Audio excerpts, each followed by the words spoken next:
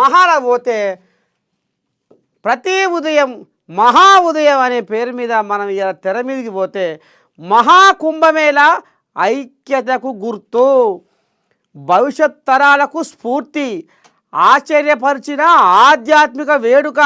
ప్రధాని మోదీ ప్రతిపక్ష నేతలే లక్ష్యంగా ప్రధాని ఎదురుదాడి. చూద్దాం ఏమన్నాడు ఈ పెద్ద మనిషి. అయితే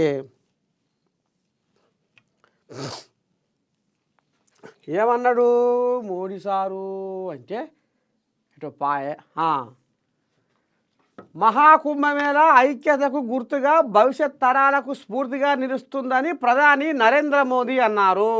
ఇప్పటికే కోట్లాది మంది త్రివేణి సంగమంలో పుణ్యస్నానాలు చేసి ఆశీస్సులు తీసుకున్నారని చెప్పారు. ఈ ఆధ్యాత్మిక వేడుకను చూసి ప్రతి ఒక్కరూ ఆశ్చర్యపోతారని ప్రధాని పేర్కొన్నారు.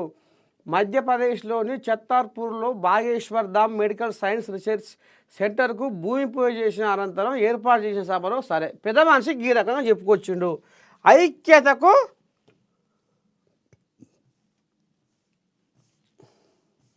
ఏమన్నాడు, మహాకుంభమేళ ఐక్యతకు గుర్తు. ఇక మహాకుంభమేళ పోయిన భక్తులకు ఏం జరిగే ఏమాయే, మహాకుంభమేళ ఐక్యతకు గుర్తు అని పెద్ద మనిషి మోదీ సాబ్ చెప్పుకొస్తున్నాడు. అయితే మహాకుంభమేళ ఇక్కడ దేశ నలుమూలలే కాదు, సరే ప్రపంచవ్యాప్తంగా కూడా భక్తులు వచ్చిర్రు, మంచిగానే ఉంది. అయితే ఇక్కడ పాపాలు పోగొట్టుకున్నందుకు పైనం కట్టిన ఎవరైతే జనాలు ఉన్నారో ఈ పబ్లిక్ రోగాలు మూట కట్టుకొచ్చుకున్నారు అనేది కూడా మరి మనకు డాక్టర్లు చెప్తున్న ముచ్చట. అదేంది నర్సే తాత ఉని అజ్ఞానం పాడైపోను. మహాకుంభమేళ కుంభమేళకు పోతే పాపాలు పోతాయనే కదా. గంగా, యమున, సరస్వతి త్రివేణి సంగమంలో పుణ్యస్నానాలు, పవిత్రమైన స్నానాలు చేస్తే మన ఒంట్లో ఉన్న రోగాలు పోతాయి. మన నెత్తిన కూర్చున్న శనిదేవుడు కూడా దొరికిపోతాడు. పాపాలు మొత్తం పటాపంచలైపోతాయి అనే నమ్మికతోనే మరి భక్తులు ఈ ఆధ్యాత్మిక సేవలో మునిగి తేలిపోదామన్న కుతూహలంతో పోతే ఒరేకో నువ్వేం చక్కన పాపాలు పోతాయి అంటే రోగాలు మూట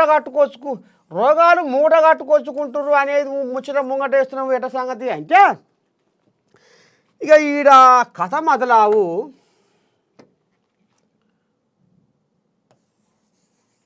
రోగాలు మూట కట్టుకొచ్చుకుంటు కొని పాడైపోయి మరి ఎక్కడ రోగాలు ఏంది ఏం కథ అంటే ఇక మరి జాతీయ గ్రీన్ ట్రిబ్యునల్ ఏదో ఉండే కదా, ఇక వాళ్ళు కూడా ఏదైతే మహాకుంభమేళలో ఏదైతే ఆ పవిత్రమైన ఆ నదీ జలాలు పారుతున్న నీటిని వాళ్ళు పరీక్షలు చేసిరట. అప్పటికే అవి జరంతా అటు ఇటే ఉన్నాయట. అమ్మా సరే ఇక యోగి ప్రభుత్వం బ్రహ్మాండంగా కుంభమేళ సాగించింది, చేపింది. ఇప్పటికీ 60 కోట్ల మంది దాటిర్రు. ఏది ఇంట్లో స్నానం ఆచరించిన వాళ్ళు. ఇక ఇళ్ళకు పోయిన వాళ్ళు ఊరుకుంటారా భక్తులు? షెడ్డో పడ్డో పూజలు పురస్కారాలని, కొబ్బరికాయలని, ముడుపులని, ఇంకా రకరకాల వస్తువులు ఈ నీళ్ళల్లో చేసే వరకనే అవి ఇక ఒకరి మీద ఒకరు తానాలు జపాలు చేసే వరకనే అలా మన కొలిఫామ్ అనే ఒక బ్యాక్టీరియా తయారైందట. ఇక ఈ బ్యాక్టీరియా చల్లకుండా ఇక మరి ఇది అంటే కొంతమంది నీళ్ళు తాగలేదు కదా, కొంతమంది నీళ్ళు తాగలేదు కదా. మరి బ్యాక్టీరియా ఎట్ల లోపల పోయిందంటే అలా తానాలు చేస్తుంటే చెవుల పోయింటి, ముక్కుల పోయింటి, మూతి పోయింటి జారిపోయి మరి కడుపులో ఇదయ్యి ఇక వాంతులు, విరోచనాలు, కొంతమందికి టైఫాయిడ్ జ్వరము, రకరకాల బీమార్లు అంటగట్టుకొచ్చుకుర్రు అనేది కూడా డాక్టర్లు చెప్తున్న ముచ్చట ఇది. ఇది నేనంటుంది కాదు, డాక్టర్లు చెప్తున్న ముచ్చట. అయితే మరి ఈ పాపాలు చదవకుండా ఈ పాపాలు ఎక్కడ పోయినాయో ఏం కదో ఈ పోయినాయో పోలేదో కానీ మొత్తానికి రోగాలు మూట కట్టుకొచ్చుకున్నారు జనాలు అనేది మాత్రం కుంభమేళలో ఈ కథ జరిగింది. అక్కడ నీళ్లు మొత్తం కలుషితమైనవి, నీళ్లు మొత్తం ఆగమైపోయినాయి. అక్కడి ప్రభుత్వం కూడా యోగి ఏం పట్టిపర్వ ఏనట్టుగానే ఉన్నది కథ. మరి కోట్లాది మంది వస్తారు అనేది ఎరికేనాయే. మరి యోగి ఏం చేసినట్టు, ఏం ఉద్యోగం చేసినట్టు, ఏం ఏర్పాటు చేసినట్టు? తొక్కిసలాటలో కొంతమంది గత్తరగా అన్యాయంగా పానాలు బాయ్, అగ్ని ప్రమాదాలు జరిగే. స్వయంగా ఆమె ఉండే కదా పశ్చిమ బెంగాల్ అక్క, ఏం పేరు ఉండే ఆమె పేరు, పశ్చిమ బెంగాల్ అక్క కూడా ఇది మహాకుంభమేళ కాదు,